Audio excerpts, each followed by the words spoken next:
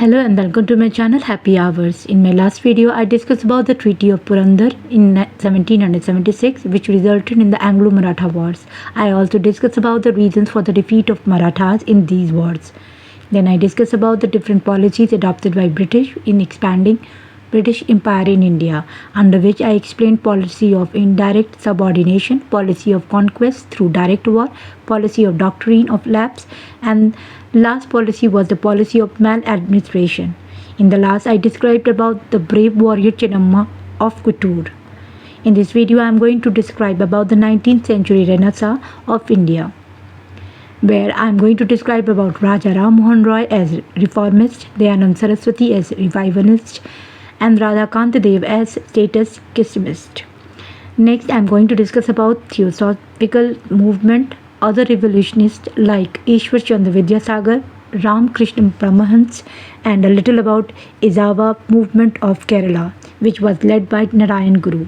So what are we waiting for? Let's start the discussion about the socio-religious reform movement.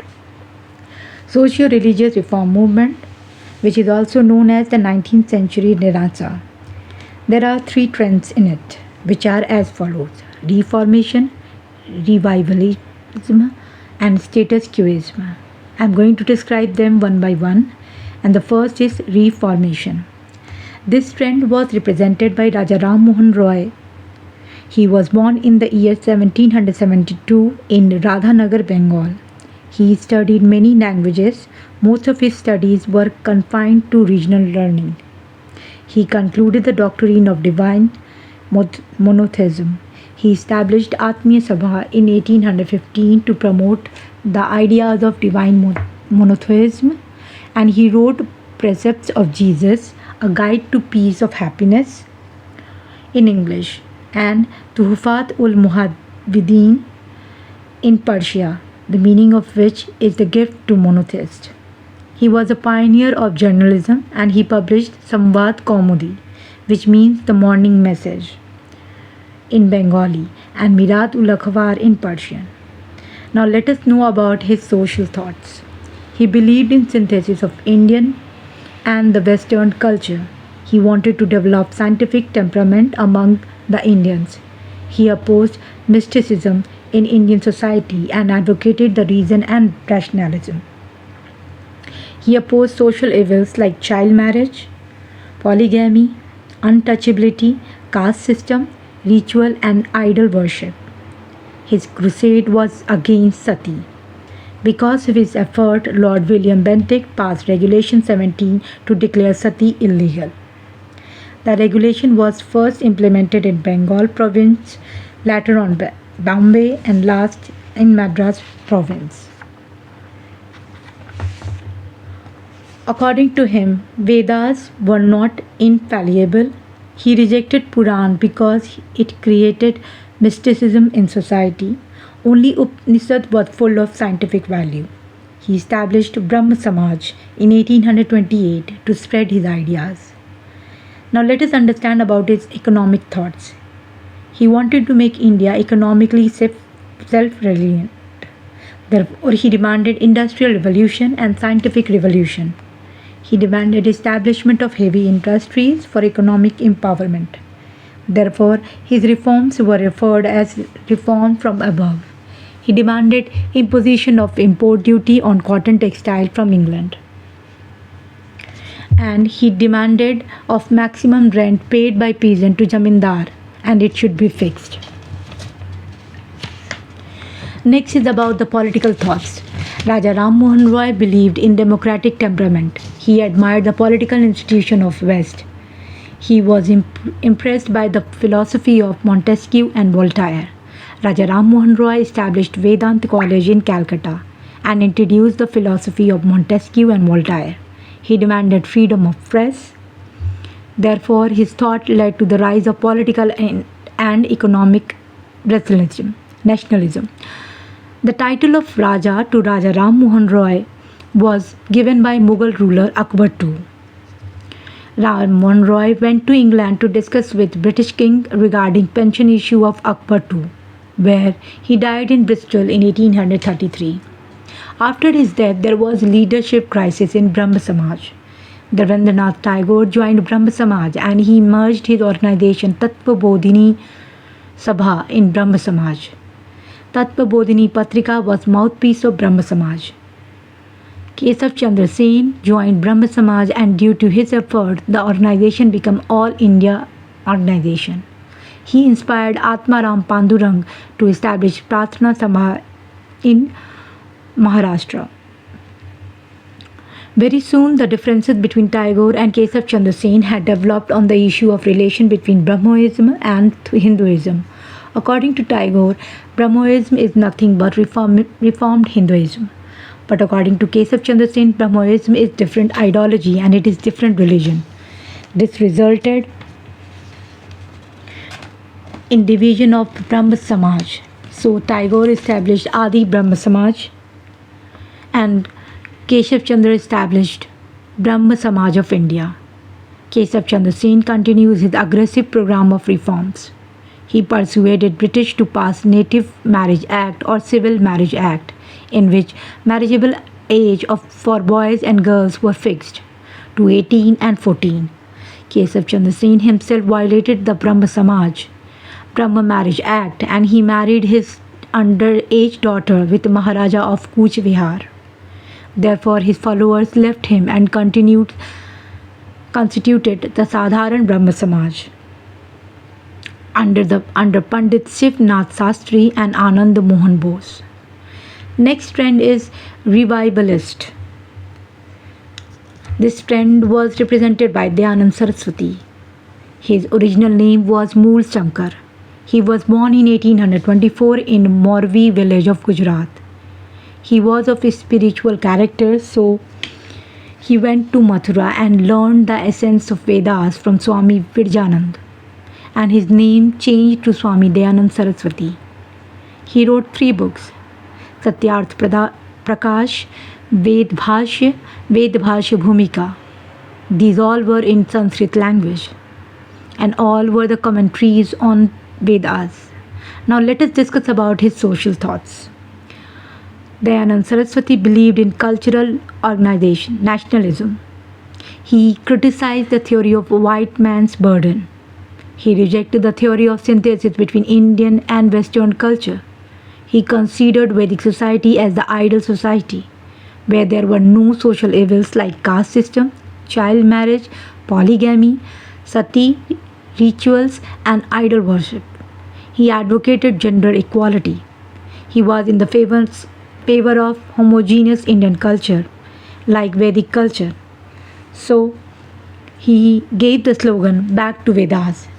He started the Suddhi movement, that is, the conversion of those Hindus converted to Islam and Christianity. Therefore, on one hand, he inspired the cultural nationalism in India. On the other hand, his program generated apprehension among the Muslims and Christians, which led to the rise of communalism. Now let us discuss about the Dayanand Saraswati economic thoughts. Dayanand Saraswati wanted to make India economically self-reliant, but his model of economic reform was perspective from below. He believed in village empowerment as the empowerment of India. He demanded revival of handicraft and small-scale industries. He supported coordination between zamindar and peasants for the settlement of rent. He was the first person to use the word Swadeshi. Therefore, his thought led to the rise of economic nationalism. He started Gau Raksha movement for the village empowerment, but it resulted in communalism in Indian society. The last is about the political thought. He wanted administrative decentralization, so advocated establishment of local self-government in India. After his call, Lord Ripon in the year 1882 established local self-government. He was the first person to use the word Swaraj to define political rights among Indians. He even demanded freedom of press. He gave the slogan, India for Indians. Therefore, the influence of Arya Samajists developed extremist tendencies in India, Indian National Congress.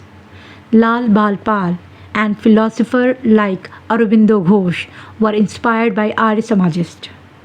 Dayanand Saraswati established Arya Samaj in 1875 in Bombay. Later on, its headquarters was shifted to Lahore. Next trend and the last trend is the status quoism. This trend was represented by Radha Kant Dev. He established Dharm Sabha in 1828 when Brahma Samaj was also established. He demanded preservation of present Indian culture. He expressed apprehension of imposition of Christianity and westernization. Therefore, he contributed in cultural nationalism. However, the changelessness led to the rise of rigid society, and it generated community consciousness, which later on expressed in the form of moderate communism. Now I am going to discuss about some more revolutionists, where I am going to first discuss about the Theosophical movement. In 1875, it was established in New York by American Henry Olcott and Russian Blavatsky. Its objective was to study ancient cultures of the world. In 1882, its headquarters was shifted to Adyar.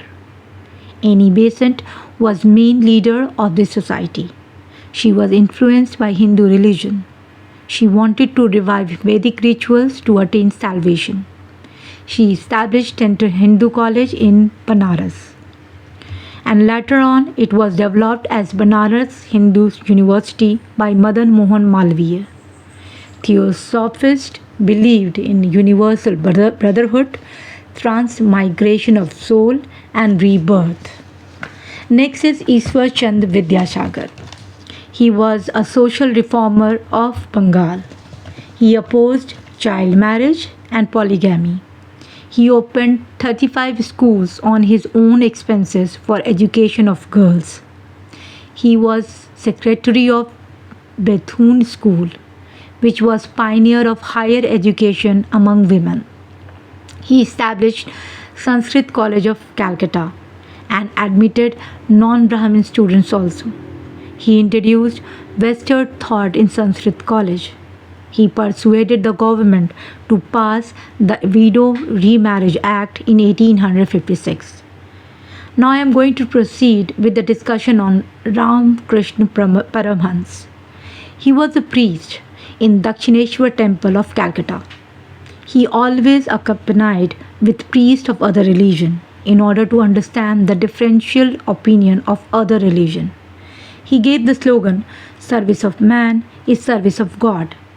His disciple Narendranath, later on known as Vivekananda, was advocate of Vedanta philosophy. Vivekananda believed in the theory of karma. He was the father of modern nationalism. His thought was secular and socialist. He opposed meaningless rituals. In 1893, he participated in World Parliament of Religion at Chicago. He greatly upheld the Hindu religion and culture. He established Ram Krishna Mission and in Bilore, Calcutta, which was a charitable organization. Last, I am going to discuss about the Ezava movement of Kerala. The movement was started by Narayan Guru. It was a lower caste movement against the dominance of Brahmins and temple entry movement. The Ezava community has established Sri Narayan Temple in Kerala in 1940. It was managed by SNDPY, which is also known as Sri Narayan Dharm Paripalan Yogam.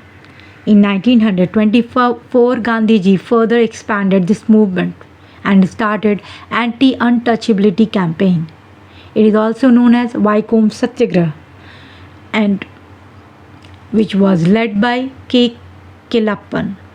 Finally, in 1936, Maharaja of Travancore, now it is known as Kerala, issued an order to open all the government-controlled temple for all the Hindus. In 1937, C. Rajgopalachari passed a similar order in Madras province. By this, I have discussed about the 19th century Renaissance till Ejava movement. By this, I am concluding my video here. If you find my video interesting, kindly like, share and subscribe. Thank you.